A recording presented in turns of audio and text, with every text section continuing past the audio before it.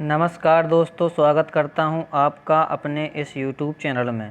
तो दोस्तों, आज हम देखने वाले हैं जो एग्ज़ाम चल रहे हैं AAI JEE एग्ज़ाम 2023 यानी कि एयरपोर्ट अथॉरिटी ऑफ इंडिया के जो JEE एग्ज़ाम चल रहे हैं 2023 के, उनके देखने वाले हैं। 15 अक्टूबर को जो आज शिफ्ट में GK एंड GS के क्वेश्चन पूछे गए हैं, 50 से प्लस क्वेश्चन देखने वाले हैं आज। ठीक है दोस्तों, अगर आप हमारे चैनल पर नए हैं तो चैनल को सब्सक्राइब कर लीजिएगा ताकि आगे की एनालिसिस आपको मिल सकें और जो भी जानकारी रिलेटिव हो एग्ज़ाम से वो आपको आप तक पहुंच सके। ठीक है दोस्तों, तो हमारे चैनल को सब्सक्राइब कर लीजिएगा। दोस्तों, देखते हैं आज क्वेश्चन कौन कौन से पूछे गए थे 15 अक्टूबर को। भारत का सर्वोच्च विधि अधिकारी कौन होता है? भारत में हरित क्रांति के जनक कौन हैं? 41वां लोकमान्य तिलक अवार्ड किसे दिया गया है? FPSB के नए CEO पूछे गए थे। इंदिरा गांधी मानव संग्रहालय कहाँ स्थित है? ये क्वेश्चन ऐसे पूछे गए थे। दोस्तों, क्लास में अंत तक बने रहिएगा, बहुत ही इंपॉर्टेंट क्वेश्चन है। ठीक है दोस्तों, देखते हैं क्वेश्चन नंबर पहला क्या है। दोस्तों, क्वेश्चन नंबर पहला आया था कि भारत का 54वां टाइगर रिजर्व कौन सा है? ठीक है दोस्तों, तो पूछा गया था कि भारत का 54वां टाइगर रिजर्व कौन सा है? तो दोस्तों, ये है धौलपुर करौली, जो कि राजस्थान में है। धौलपुर करौली है जो भारत का 54वां राष्ट्रीय टाइगर रिजर्व है। ठीक है, यही आपका राइट आंसर था। ठीक है, तो दोस्तों, भारत का 54वां टाइगर रिजर्व कौन सा है? धौलपुर करौली, जो कि राजस्थान में पड़ता है। देखते हैं क्वेश्चन नंबर अगला। क्वेश्चन नंबर अगला दोस्तों पूछा गया था कि 54वां लोकमान्य तिलक अवार्ड किसे दिया गया? तो दोस्तों, 41वां लोकमान्य तिलक अवार्ड किसे दिया गया? तो दोस्तों, ये हमारे प्रधानमंत्री श्री नरेंद्र मोदी जी को दिया गया है। उनके असाधारण नेतृत्व, देश की प्रगति के उत्कृष्ट योगदान और नागरिकों के बीच देशभक्ति की भावना को बढ़ावा देने के उनके प्रयासों के लिए लोकमान्य तिलक राष्ट्रीय पुरस्कार से सम्मानित किया गया है। तो दोस्तों, इसका राइट आंसर था PM मोदी, यानी कि प्रधानमंत्री नरेंद्र मोदी। ठीक है, ये आपका राइट आंसर था। 41वां लोकमान्य तिलक अवार्ड इन्हें दिया गया है, प्रधानमंत्री नरेंद्र मोदी जी को। ठीक है, देखते हैं क्वेश्चन नंबर अगला। दोस्तों, क्वेश्चन नंबर अगला पूछा गया था कि भारत के सर्वोच्च विधि अधिकारी कौन होता है? दोस्तों, भारत का सर्वोच्च विधि अधिकारी कौन होता है? तो दोस्तों, आपका राइट आंसर था महान्यायवादी। महान्यायवादी भारत का सर्वोच्च विधि अधिकारी होता है। इसका उल्लेख अनुच्छेद 76 में है, ये आपसे पूछ सकता है। और दोस्तों, अगर आपसे पूछा जाए कि वर्तमान में विधि अधिकारी यानी कि भारत के महान्यायवादी कौन है, तो दोस्तों R वेंकट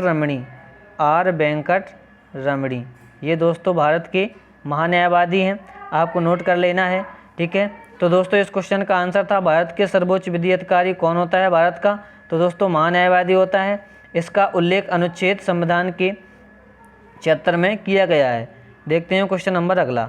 दोस्तों, क्वेश्चन नंबर अगला पूछा गया था कि कौन सा देश आसियान में शामिल नहीं है? ठीक है दोस्तों, आसियान यानी कि association of south east Asian Nations Asian. ठीक है दोस्तों, आसियान। ठीक है दोस्तों, association of south east Asian Nations, यह है दोस्तों आसियान का फुल फॉर्म। तो दोस्तों, आसियान में कौन सा देश शामिल नहीं है, ये क्वेश्चन पूछा गया था। तो दोस्तों, हम देख लेते हैं कि कौन कौन से देश शामिल हैं। और दोस्तों, जो ऑप्शन में जो देश शामिल हैं उनमें से अगर ऑप्शन में कोई एक ना हो तो दोस्तों वही आपका राइट आंसर था। दोस्तों, आसियान की स्थापना 8 अगस्त 1967 को थाईलैंड की राजधानी बैंकॉक में की गई थी। दोस्तों, आपसे क्वेश्चन पूछा जा सकता है कि आसियान की स्थापना कब की गई थी? तो 8 अगस्त 1967 को थाईलैंड की राजधानी बैंकॉक में हुई थी। वर्तमान में Brunei, Cambodia, Indonesia, Laos, Malaysia, Myanmar, Philippines, Singapore, Thailand और वियतनाम इसके 10 सदस्य हैं। ठीक है दोस्तों, और इसका मुख्यालय कहाँ है? इंडोनेशिया की राजधानी जकार्ता में स्थित है। तो दोस्तों, यहाँ से जितने क्वेश्चन बन सकते थे मैंने बता दिए कि दोस्तों, अगर इसमें इनमें से अगर कोई देश अलग से पूछा गया तो वही इसका राइट आंसर था, वही आसियान में शामिल नहीं है। ठीक है दोस्तों, ऑप्शन में दोस्तों भारत था, यही आपका राइट आंसर था, ये आसियान में शामिल नहीं है। तो दोस्तों, इसकी स्थापना 8 अगस्त 1967 को थाईलैंड की राजधानी बैंकॉक में की गई थी। इसमें देश हैं Brunei, Cambodia, Indonesia, Laos, Malaysia, Myanmar, Philippines, Singapore, Thailand और वियतनाम इसके 10 सदस्य हैं। और इसका मुख्यालय इंडोनेशिया की राजधानी जकार्ता में है। देखते हैं क्वेश्चन नंबर अगला। दोस्तों, देखते हैं क्वेश्चन नंबर अगला। क्वेश्चन नंबर अगला पूछा गया था कि रूमी दरवाज़ा कहाँ स्थित है? तो दोस्तों रूमी दरवाज़ा लखनऊ यानी कि उत्तर प्रदेश में स्थित है। देखते हैं कि अवध के नवाबों की सीट कई शानदार स्मारकों का घर है। लखनऊ में 60 फुट ऊंची रूमी गेट का निर्माण नवाब असफी उल दौला ने असफी उद दौला के शासनकाल के दौरान 1784 और 86 के मध्य हुआ था। ठीक है दोस्तों। तो दोस्तों रूमी दरवाज़ा कहाँ है? लखनऊ में, जो कि उत्तर प्रदेश में है। इसका निर्माण कब हुआ था? 1784 से 86 के बीच में। और दोस्तों इसके निर्माण किसने कराया था?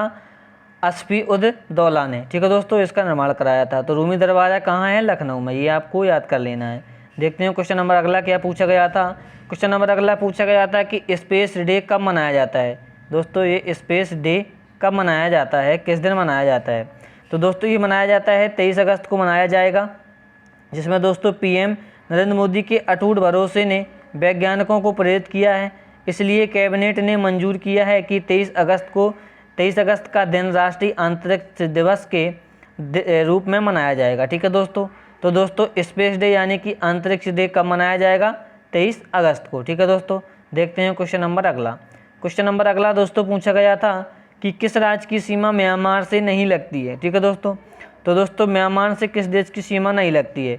तो दोस्तों भारत के ऐसे 4 राज्य हैं जिनकी सीमा म्यांमार से लगती है, जैसे कि अरुणाचल प्रदेश, नागालैंड, मणिपुर और मिजोरम। इनसे अगर कोई अलग पूछा गया था राज्य, तो दोस्तों वही आपका राइट आंसर था, उसकी सीमा म्यांमार से नहीं लगती है। तो दोस्तों देखते हैं कि भारत और म्यांमार का कुल 1643 किलोमीटर की सीमा साझा करते हैं। दोस्तों भारत और म्यांमार के बीच 1643 किलोमीटर की सीमा साझा होती है। म्यांमार के साथ 4 राज्य जिसमें अरुणाचल प्रदेश, नागालैंड, मणिपुर और मिजोरम सीमा साझा करते हैं। 4 राज्य हैं जो कि सीमा साझा करते हैं। तो दोस्तों इनसे अलग जो राज्य था वही आपका राइट आंसर था। देखते हैं क्वेश्चन नंबर अगला। क्वेश्चन नंबर अगला पूछा गया था कि इंदिरा गांधी मानव संग्रहालय कहाँ स्थित है। ठीक है दोस्तों पूछा गया था कि इंदिरा गांधी मानव संग्रहालय कहाँ स्थित है। तो दोस्तों यह भोपाल में स्थित है। भोपाल मध्य प्रदेश में स्थित है। और दोस्तों इसकी स्थापना 1977 ईस्वी में हुई थी। ये क्वेश्चन आपसे पूछा गया था, इसका राइट आंसर था भोपाल में स्थित है। स्थापना पूछे अगर तो दोस्तों 1977 में हुई थी इसकी। देखते हैं क्वेश्चन नंबर अगला। क्वेश्चन नंबर अगला पूछा गया था कि बरोड़ अभ्यास भारत और किस देश के बीच होता है। ठीक है दोस्तों, ऐसा क्वेश्चन पूछा गया था कि बरोड़ अभ्यास भारत और किस देश के बीच होता है। तो दोस्तों भारत और फ्रांस के बीच होता है यह अभ्यास। भारतीय और फ्रांसीसी सेनाओं के बीच द्विपक्षीय नौसैनिक अभ्यास 1993 से शुरू हुआ। दोस्तों अगर आपसे पूछा जाए कि बरोड़ अभ्यास कब से प्रारंभ हुआ, 1993 से प्रारंभ हुआ। 2001 में बरोड़ नाम से आयोजित यह अभ्यास तब से मजबूत भारत और फ्रांस द्विपक्षीय संबंधों का प्रतीक बन गया है। ठीक है दोस्तों। तो दोस्तों बरोड़ अभ्यास भारत और फ्रांस के बीच अभ्यास किया जाता है जो कि नौसैनिक अभ्यास है। ठीक है दोस्तों, नौसैनिक अभ्यास है। इसकी शुरुआत 1993 से हुई और 2001 में बरोड़ नाम दिया गया है इसे। ठीक है दोस्तों। देखते हैं क्वेश्चन नंबर अगला। क्वेश्चन नंबर अगला पूछा गया था कि भारत ने एशिया कप 2023 किस देश को हराकर जीता है। ठीक है दोस्तों। तो दोस्तों एशिया कप श्रीलंका को हराकर इंडिया ने जीता है। ठीक है दोस्तों, भारत ने एशिया कप श्रीलंका को हराकर जीता है। और दोस्तों ये जो हुआ था फाइनल इसका कहाँ खेला गया था? कोलंबो में। ठीक है दोस्तों, कोलंबो में खेला गया था। कोलंबो में श्रीलंका में हुआ था। इसका मेजबान देश श्रीलंका ही था और ये कोलंबो में खेला गया था। ठीक है दोस्तों। देखते हैं क्वेश्चन नंबर अगला। क्वेश्चन नंबर अगला पूछा गया था कि भारत का कितना प्रतिशत व्यापार समुद्र मार्ग से होता है। तो दोस्तों इसका राइट आंसर था 95%।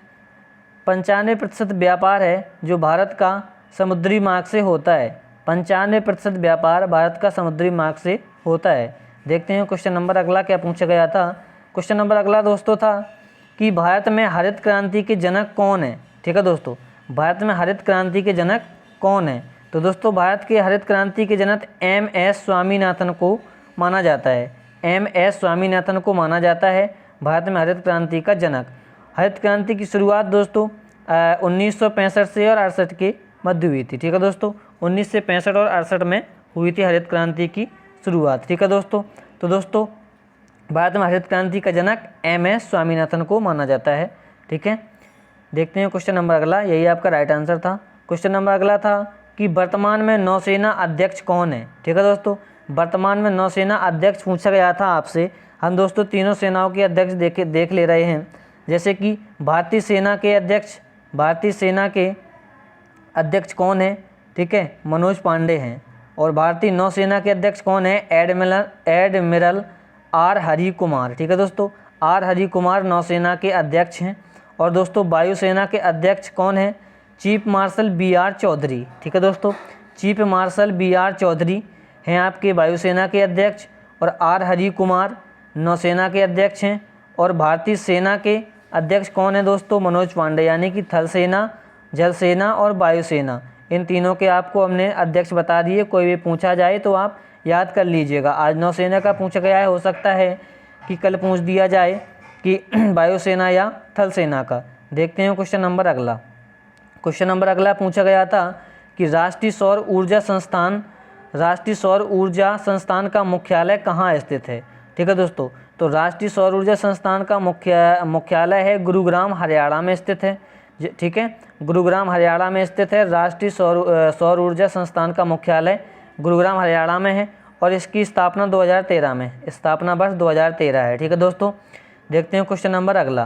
क्वेश्चन नंबर अगला पूछा गया था कि FPSB के नए CEO कौन है? ठीक है दोस्तों, FPSB के नए CEO कौन है? भारत के वित्तीय नियोजन मानक बोर्ड भारत के वित्तीय नियोजन मानक बोर्ड FPSB ने कृष्ण मिश्रा को 1 अगस्त 2023 से प्रभावी मुख्य कार्यकारी अधिकारी यानी कि CEO नियुक्त किया है। तो दोस्तों इसका राइट आंसर था आपका कृष्ण मिश्रा FPSB के नए CEO बनाए गए हैं। देखते हैं क्वेश्चन नंबर अगला। क्वेश्चन नंबर दोस्तों अगला पूछा गया था कि मिर्ज़ापुर किस राज्य में स्थित है? तो दोस्तों मिर्ज़ापुर उत्तर प्रदेश में स्थित है। उत्तर प्रदेश राज्य में मिर्ज़ापुर स्थित है। ठीक है दोस्तों, ये एक शहर है मिर्ज़ापुर जो कि उत्तर प्रदेश में स्थित है। देखते हैं क्वेश्चन नंबर अगला।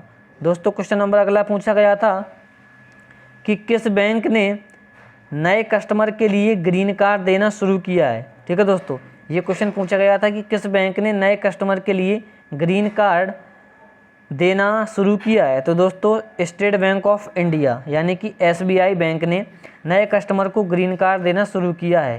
ठीक है दोस्तों, ये रहे आपके क्वेश्चन जो कि आज AAI JEE एग्ज़ाम में पूछे गए थे।